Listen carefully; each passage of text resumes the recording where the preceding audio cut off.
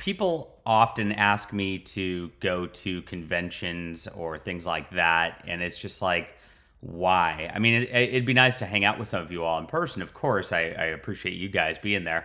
But a lot of these conventions now, and I've been covering this for years, are not really about the fandoms that they pretend to be about. If you go to a Star Trek convention, it's not about Star Trek, it's about social justice. If you go to a Star Wars convention, it's not about Star Wars, it's about minority representation and blah. And at the end of the day, when they say all that, what it comes down to is a bunch of people who really just want to push crazy degeneracy. And that's why people don't want to go to these anymore. It's something you can't really bring your kids to, can't bring your families to. And it didn't used to be that way. I remember taking kids to San Diego Comic-Con and things like that. It was a lot of fun, but the focus has really changed. You're not even going to believe what it's done now. This new Star Wars fan celebration, which was one of the biggest conventions out there, has gone absolutely bonkers. We'll get into the news in just a second.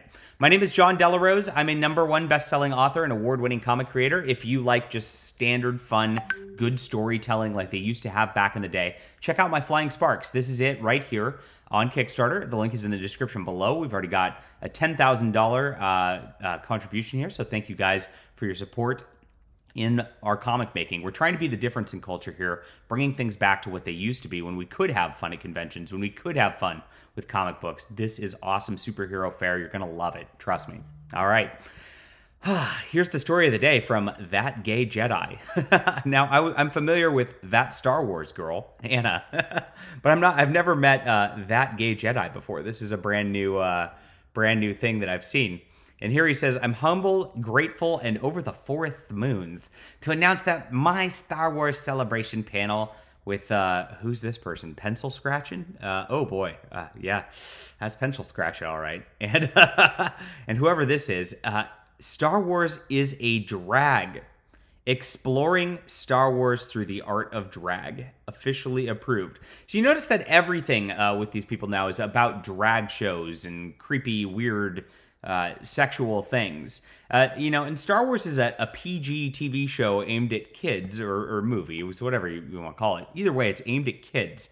And so this is now a celebration of fandom where they're stripping and dressing up creepy in front of kids. Let's not mince any words here. We know exactly what's going on here. They've tried to put these in spaces like this forever. School functions, comic book stores like Mile High Comics. It's invading everything. It's like they can't leave anyone alone ever. It's not about tolerance or acceptance or diversity at this point. It's about forcing themselves on your eyeballs and your children's eyeballs. It's disgusting. And we know it's disgusting. And for some reason, you're not allowed to call it out or you'll get banned. You'll get in trouble. You're the bigot for not wanting some weird sexual deviant show in front of your children or even in front of yourself. I mean, let's have standards, people. We shouldn't have this stuff open in society at all. It's absolutely crazy. This is the type of stuff that you used to have to go to seedy bars for, but not anymore. Now it's at the main Star Wars fan celebration. What the hell's going on here? And here's what they said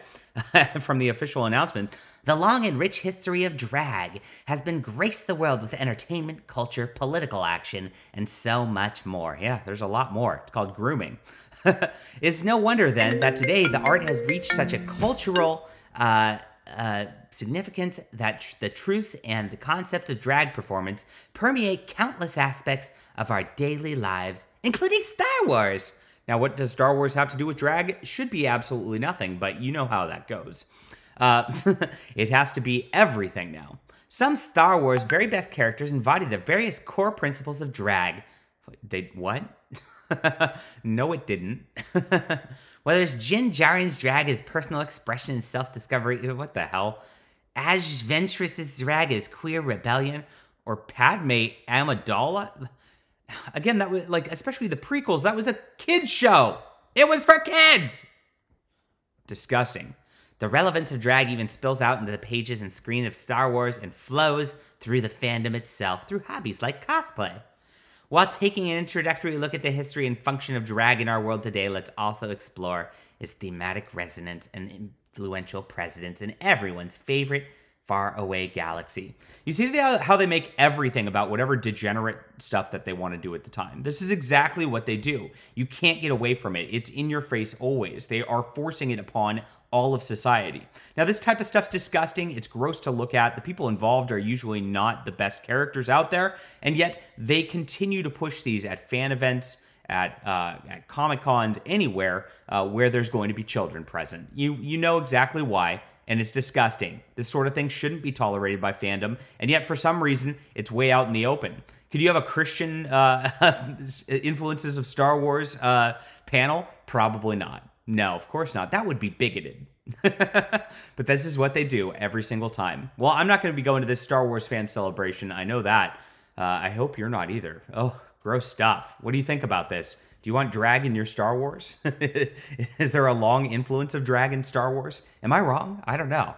Leave a comment down below. Let me know what you think about this. Hit that like and subscribe button. And of course, make sure to back Flying Sparks on Kickstarter today. Thanks, guys.